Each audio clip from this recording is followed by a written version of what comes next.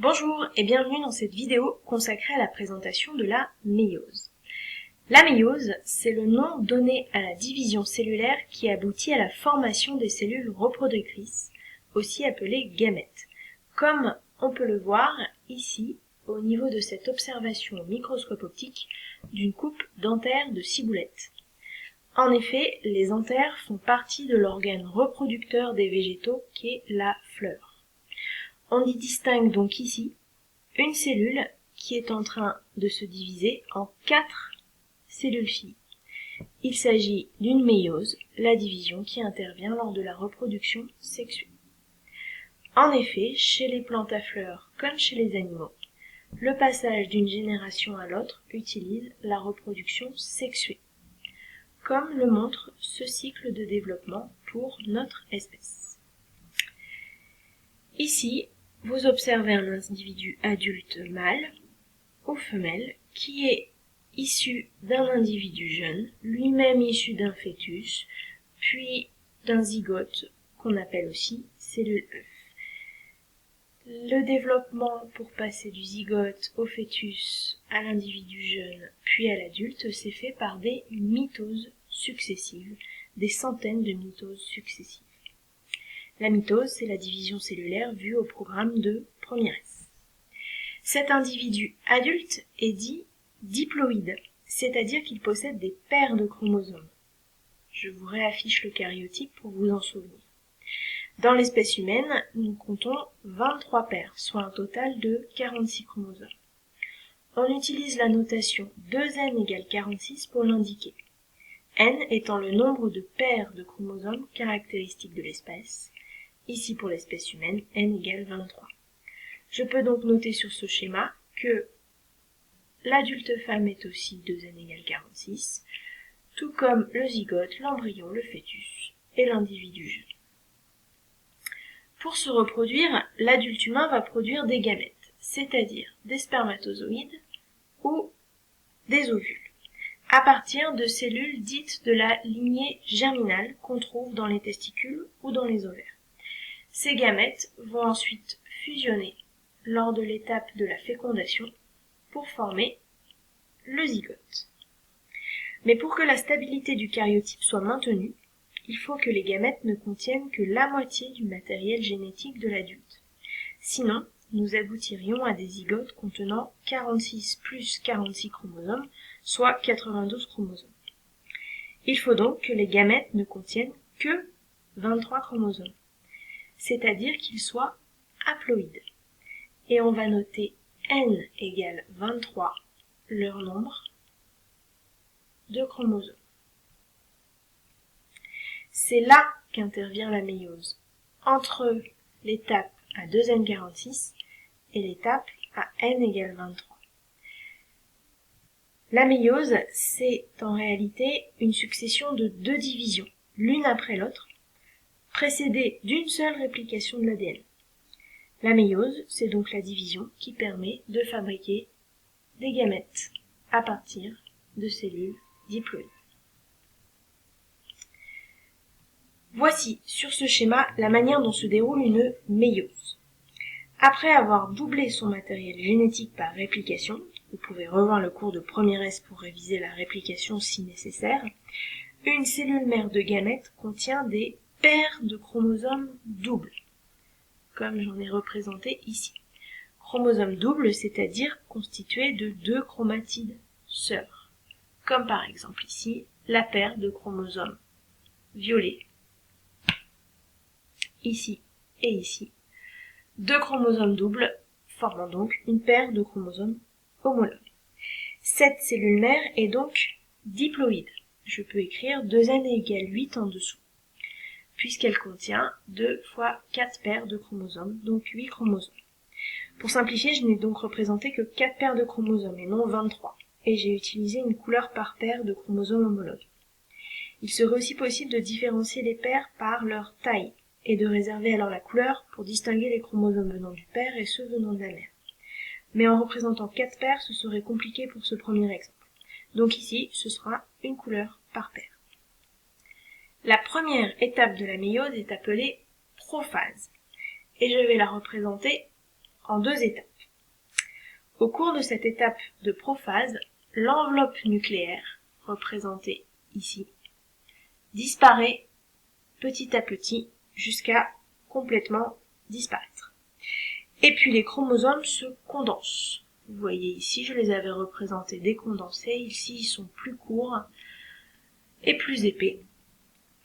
Ils étaient donc décondensés au début de la prophase. À la fin de la prophase, ils sont complètement condensés et le noyau a disparu.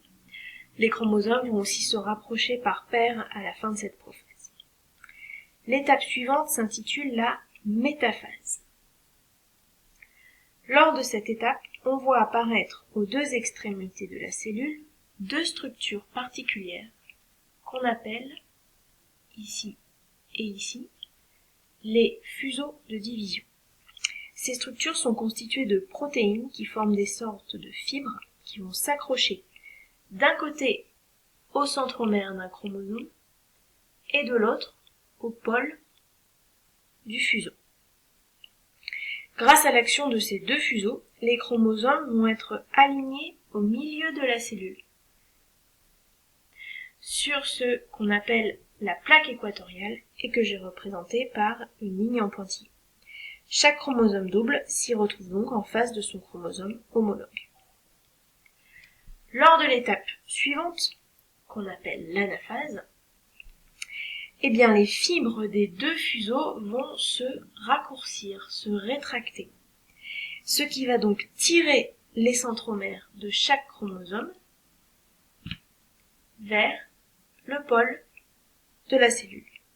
Cela va avoir pour effet de séparer les paires de chromosomes homologues.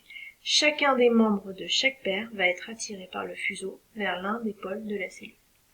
Par exemple, pour la paire orange, ce chromosome va être attiré de ce côté-là, tandis que l'autre va être attiré vers l'autre pôle de la cellule. Puis, on passe à l'étape de télophase. Lors de cette étape, on va voir que les 2 enveloppes nucléaires se reforment autour des 2 groupes de chromosomes formés. Les chromosomes vont petit à petit se décondenser, alors je ne vais pas le représenter là, et la cellule mère va se diviser en 2. À la fin de cette étape, on obtient donc 2 cellules, une ici et une ici, qui ne contiennent chacune plus qu'un seul exemplaire de chacun des 4 chromosomes. Ces 2 cellules sont donc haploïdes. Elles contiennent chacune 4 chromosomes doubles, chromosomes à 2 chromatides. Je peux donc les noter n égale 4. La première division de méiose est donc finie. La deuxième division va commencer. Il n'y a pas de réplication du matériel génétique avant que débute cette deuxième division. La deuxième division enchaîne directement après la première. Cette deuxième division commence aussi par une prophase, qu'on va qualifier de prophase numéro 2, puisque prophase de deuxième division.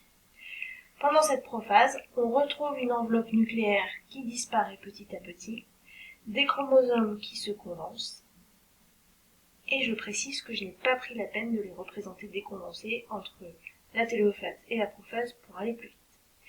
Puis vient la métaphase numéro 2.